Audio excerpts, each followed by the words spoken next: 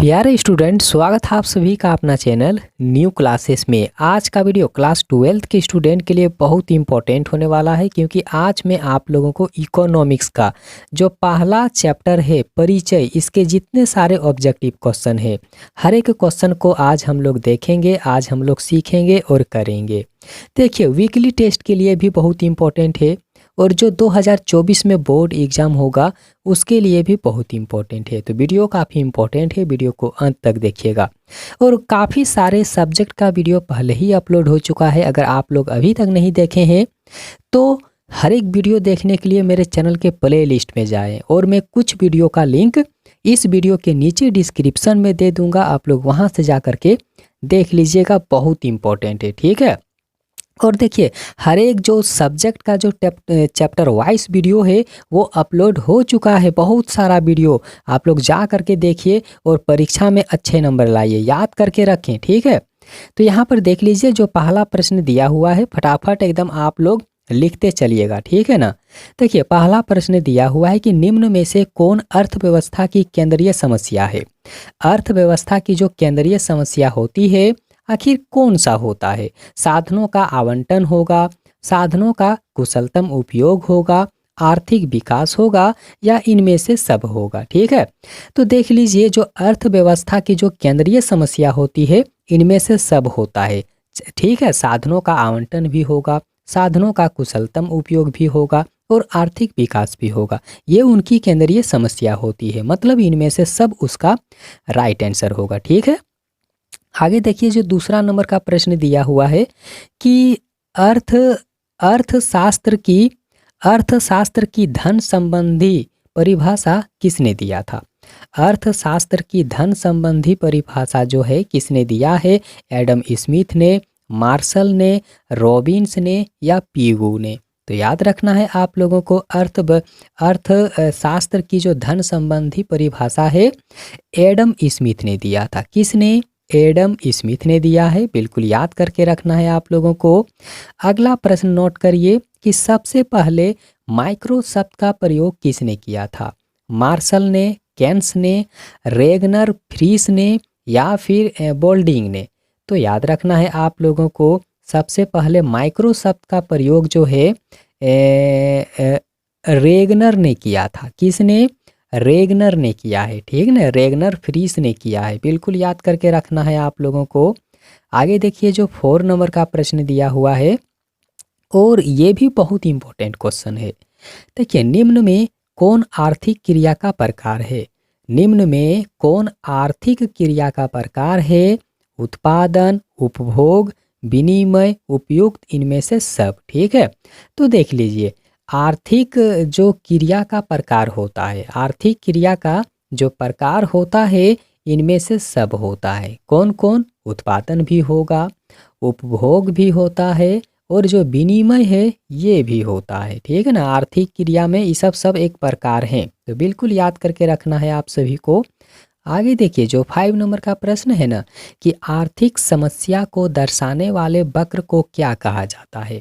जो आर्थिक समस्या को दर्शाता है ऐसे वक्र को क्या कहा जाता है। उत्पादन वक्र कहा जाता है, मांग वक्र कहा जाता है, उदासीनता वक्र कहा जाता है या फिर उत्पादन संभावना वक्र कहा जाता है। तो देखिए, आप लोगों को याद करके रखना है, उत्पादन संभावना वक्र कहा जाता है। आर्थिक समस्या को दर्शाने वाले वक्र को क्या कहा जाता है। उत्पादन संभावना वक्र कहा जाता है, ठीक है। आगे देखिए, जो 6 नंबर का प्रश्न दिया हुआ है कि उत्पादन संभावना वक्र का ढाल गिरता है, ठीक है। उत्पादन संभावना वक्र का जो ढाल है वो कब गिर जाता है और किस तरह से गिरता है और किधर से गिरता है, ये प्रश्न में पूछा गया है। तो देखिए, उत्पादन संभावना वक्र का ढाल गिरता है कैसे। बाएं से दाएं, दाएं से बाएं, नीचे से ऊपर या ऊपर से नीचे। तो याद रखना है आप लोगों को, उत्पादन संभावना वक्र का जो ढाल गिरता है वो हमेशा बाएं से दाएं की ओर गिरता है। कैसा? तो बाएं से दाएं की ओर गिरता है। अगला प्रश्न नोट करिए कि अवसर लागत का वैकल्पिक नाम क्या है। अवसर लागत का जो वैकल्पिक नाम है उसे और किस नाम से जाना जाता है? औसत लागत के नाम से, सीमांत लागत के नाम से, मौद्रिक लागत के नाम से या फिर आर्थिक लागत के नाम से। तो याद रखना है आप लोगों को, आर्थिक लागत के नाम से उसे जाना जाता है। अवसर लागत का जो वैकल्पिक नाम है उसे आर्थिक लागत भी कहा जाता है। आगे देखिए, जो 8 नंबर का प्रश्न दिया हुआ है ये भी बहुत ही मोस्ट इम्पॉर्टेंट क्वेश्चन है। देखिए, आर्थिक समस्या मूल रूप से किस तथ्य की समस्या है? जो आर्थिक समस्या का जो मूल रूप है आखिर कौन से तथ्य की समस्या होती है? उत्पादन की समस्या, उपभोग की समस्या, चुनाव की या फिर इनमें से कोई नहीं? तो याद रखना है 8 नंबर का आंसर होगा चुनाव की। क्या होगा? चुनाव की इसका बिल्कुल भी आंसर होगा, यानी कि आर्थिक समस्या मूल रूप से किस तथ्य की समस्या है? तो चुनाव की समस्या है, बिल्कुल याद करके रखना है। देखिए 9 नंबर का जो प्रश्न दिया हुआ है कि निम्न में से कौन उत्पादन के साधन है? देखिए उत्पादन के साधन कौन वाला होगा? भूमि होगा, पूंजी होगा, श्रम होगा या इनमें से सब होगा? तो यहाँ देखिए उत्पादन की साधन पूछ रहा है ना कि उत्पादन की साधन कौन वाला होगा? तो देखिए भूमि भी होगा, पूंजी भी होगा और जो श्रम है ये भी होगा। मतलब इसका जो डी ऑप्शन है ना बिल्कुल इसका करेक्ट आंसर है, याद करके रखना है, ठीक है। आगे देखिए, जो यहाँ पर 10 नंबर का जो प्रश्न दिया हुआ है ये भी बहुत मोस्ट इम्पॉर्टेंट क्वेश्चन है कि मिश्रित अर्थव्यवस्था में महत्वपूर्ण निर्णय किसके द्वारा लिए जाते हैं? जो मिश्रित अर्थव्यवस्था है तो मिश्रित अर्थव्यवस्था का जो निर्णय होता है, जो महत्वपूर्ण निर्णय होता है, आखिर किसके द्वारा लिए जाते हैं? बाजार के द्वारा, जनता के द्वारा, सरकार के द्वारा और संस्था के द्वारा।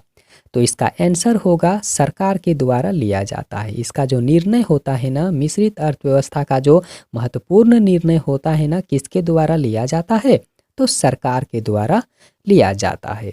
तो ये इसका आंसर है, ठीक है। तो इसी तरह का देखिए और बहुत सारे जो चैप्टर का वीडियो है अपलोड हो चुका है। आप लोग हर एक जो वीडियो है जा कर के देख लीजिए, क्योंकि 2024 में जो बोर्ड एग्जाम होगा ना, आप लोग समझ लीजिए कि 2024 में जो बोर्ड एग्जाम होगा ना, कहाँ से प्रश्न पूछेगा ना यह किसी को मालूम नहीं है। बिल्कुल भी आप लोग हर वीडियो को देख करके रखें और दुकान में जितने सारे किताब निकल रहे हैं हर किताब को आप लोगों को पढ़ लेना है। और जो सबसे मोस्ट इम्पॉर्टेंट किताब है जो मतलब परीक्षा में जहाँ से पूछा जाता है प्रश्न, वे किताब अगर अभी तक आप लोग नहीं खरीदे हैं तो मैं आप लोगों को बताऊंगा कि सबसे बेस्ट जो पुस्तक है आखिर कौन किताब होता है, ठीक है। तो बहुत आप लोग वेट करते रहें, ठीक है। और बहुत सारे स्टूडेंट नए होंगे तो आप लोग ज़रूर चैनल को सब्सक्राइब कीजिए 2024 में जो बोर्ड एग्ज़ाम होगा बोर्ड एग्ज़ाम के लिए, ठीक है। क्योंकि इस चैनल में बहुत ही धाकड़ तरीके से एग्ज़ाम का तैयारी करवाया जाता है। तो वीडियो कैसा लगा आप सभी को? वीडियो को लाइक करें, अपने दोस्तों के पास में ज़रूर शेयर करें। और अगर कोई भी प्रश्न ना समझ में आया है तो आप हमें कमेंट सेक्शन में कमेंट करें। और वीडियो देखने के लिए बहुत बहुत धन्यवाद।